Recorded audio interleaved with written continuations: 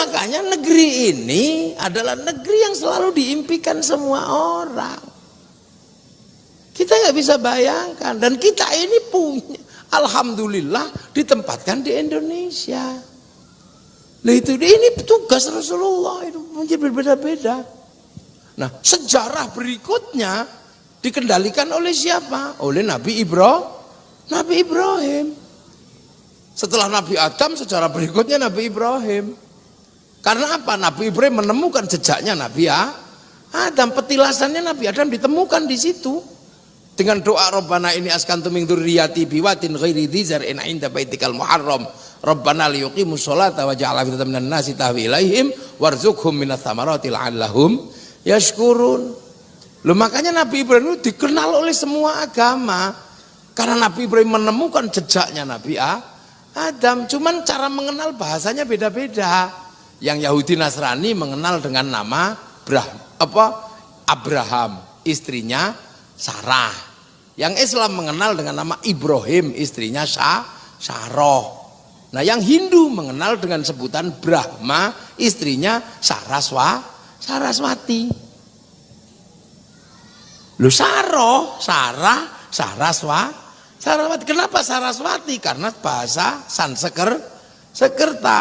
Kalau perempuan ada watinya, Mega Wati, Fatma Wati. Nah kalau di sini disebut Siti.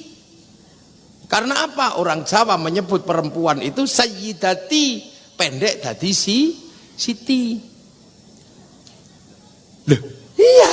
Nah kita kadang enggak ngeh yang begitu. Sayyidati, Siti. Sayyidi, Ye. Kan gitu. Ye Ahmad ini. Enggak panjang-panjang. Sayyid Ye. Muhammad Mat. Niku Abidin Bidin. Abdurrahman Durrahman. Loh, Pak Dudung ini kalau di Jawa itu bukan Abdurrahman Pak Dudung, tapi Durrahman. Iya. Lah kalau di Bugis berdua mang. Orang Bugis kalau menyebut Abdurrahman berdua mang. Kalau orang Jawa Durakeman. Nah kalau orang Sunda Abdurrahman. Itulah kalau orang pesisir utara Wakeman. Abdurrahman belakangnya Wakeman itu aja. Loh ya makanya ada Wak Tuhan. Kan pernah ribut ada orang namanya Tuhan. Itu namanya Maftuhan. Orang pesisir menyebutnya Tuhan, tulisannya Tuhan. Nah, ya, tadi nama orang namanya Tuhan. Loh itu makanya Nabi Ibrahim itu dikenal. Lah umat Rasulullah agar nanti tidak ribut kalau ketemu dengan saudara tuanya, maka konflik antar saudara tua diselesaikan dengan Isra Mi'raj. Minal Masjidil Haram ilal Masjidil Aqsa, satu bagiannya Masjidil Haram, satu Masjidil Aqsa.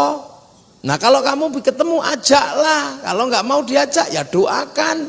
Kama barok ta'ala Sayyidina Ibrahim wa ala ali Sayyidina Ibrahim. Nah umat Rasulullah itu komplit, lengkap. Loh, makanya ketika Rasulullah itu menjadi nabi yang sudah dipahami umatnya enak, paham betul dengan sistem masa lalu. Untuk apa? Mengemban misi rahmatan lil alamin. Nah setelah itu di Mekah nggak ada masalah, terus geser. Islam kan geser kemana? Ke Madinah pertama. Di Madinah ya itu tadi ketemu orang macam-macam. Terus geser kemana? Ke Persia. Nah di Persia ketemu namanya Raja Rustum. Orang Jawa menyebutnya Rustam. Rustum ini agamanya Majusi. Sayyidina Ali masuk situ mengislamkan Rustum ini. Ngambil menantu putrinya. Akhirnya Sayyidina Husain ambil istri putrinya Rustum ini. Lahir Sayyid Ali Zainal Abidin. Nah orang Persia menyembah api. Apinya ditaruh di bangunan tinggi namanya Manaro. Makanya ketika masuk Islam apinya dibuang, Manaronya taruh depan masjid. Sampai akmil namanya menoro itu. Makanya tidak ada api tapi ganti lampu loh, itu dari Persia. Islam ini bergerak.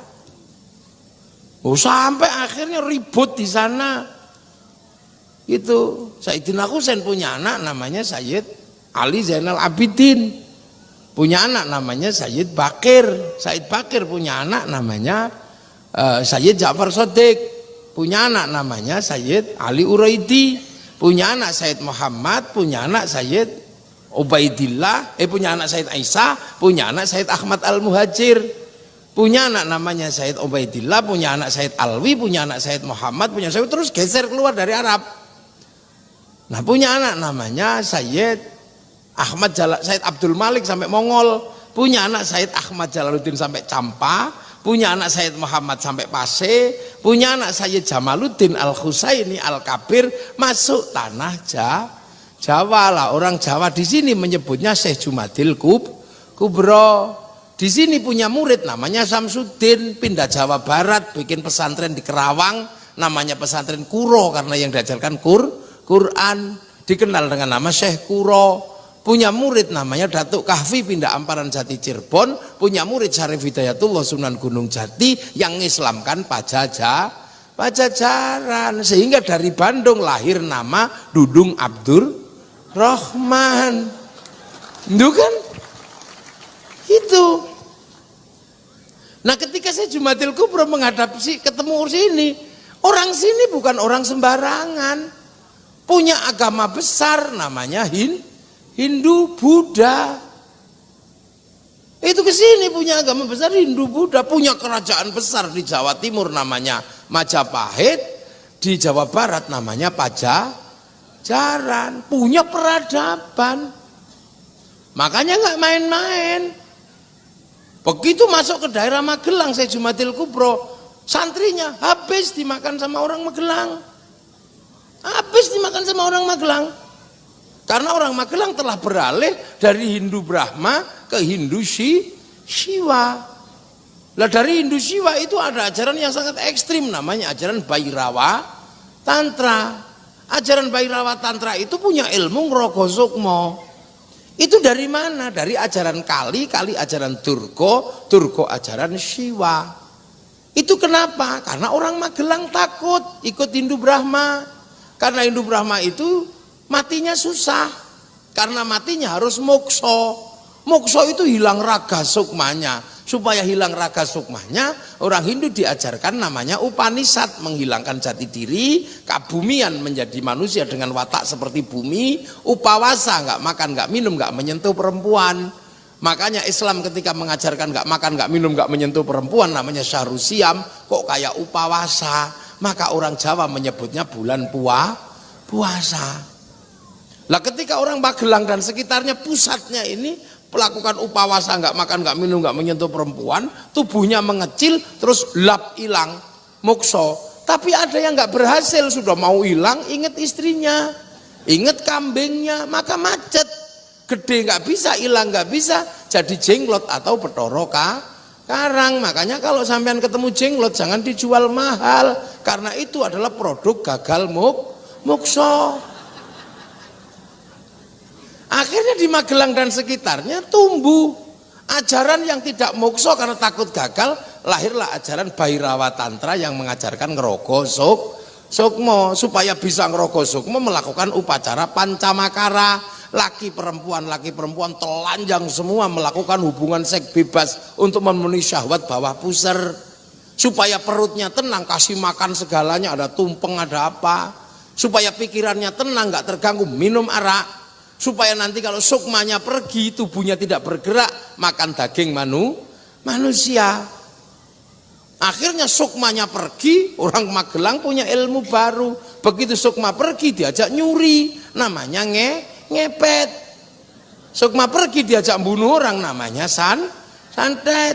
Sukma pergi diajak nyenengi perempuan, namanya pelet. Lahirlah di Magelang ini santet, pelet, ngepet. Makanya kalau cari ilmu itu yang asli di mana, ya dari sini, ya dari Magelang inilah aslinya santet, pelet, ngepet. Yang dulu disebut kedu, membawai sekitar Wonosobo, Temanggung, Magelang lah. Orang yang mampu membunuh tanpa menyentuh, orang yang mampu mencuri tanpa mengambil, terus orang yang mampu dicintai tanpa merayu, ini nggak ada yang bisa ngelawan. Ajaran ini benar-benar ajaran yang sangat kuat di sini. Bahkan beberapa raja mengikuti aliran ini, termasuk Kertanegara. Kiai datang dimakan sama rombongan ini, disate, maka ada sekitar 1.500 orang di Jawa mati. Ulama-ulama datang dari Timur Tengah. Akhirnya Syekh Jumadil Kubro setelah penelitian ini harus dicarikan orang yang sanggup ngadepi situasi paling sulit seperti ini. Akhirnya dapat seorang ulama besar dari Persia, namanya Sayyid Samsuddin Al-Baqir Al-Farsi, yang inilah yang sanggup menaklukkan hampir seluruh ajaran Bhairawa Tantra. Lah nama Sayyid Samsuddin Al-Baqir Al-Farsi inilah yang kemudian oleh Akmil dikenal dengan nama Syekh Subakir. Dan kenapa Akmil ditaruh di sini? Negara pasti tahu alasannya. Jadi Akmil menempati kawasan ini bukanlah satu kebetulan semata-mata. Tapi dulu orang menyebut pakunya Nusantara ada di sini, namanya Sayyid Samsuddin Al-Baqir Al-Farsi, dan Akmil persis berada di tempatnya Syekh Subakir. Cuman orang Akmil kadang nggak ngerti. Nggak ngerti. Nggak ngerti iki oke apa to petilasan apa to iki makam apa? Malah dikira makame Semar. Ini, dan Bung Karno tahu persis kenapa Akmil ditaruh di sini. Ya kenapa tidak ditaruh Surabaya, padahal perang 10 November itu di Surabaya. Kenapa tidak di Bandung yang terkenal Bandung Lautan Api? Kenapa ditaruh di sini? Ini bukan sesuatu yang kebetulan. Ini dalam peta militer, kalau dibaca dengan detail ada itu. Garis-garis yang bisa dibaca dengan ilmu tertentu. Nah inilah namanya Sayyid Samsuddin Al-Baqir Al-Farsi. Tanpa beliau yang bergerak, mungkin Kiai habis dimakan di tanah Jawa.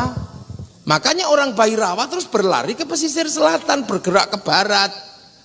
Nah yang ke barat naik Karangbolong, naik kemudian ke Jambi Pitu Cilacap, naik Pelabuhan Ratu, masuk ke barat namanya Jampang di Sukabumi, baru kemudian ke ujung Kulon.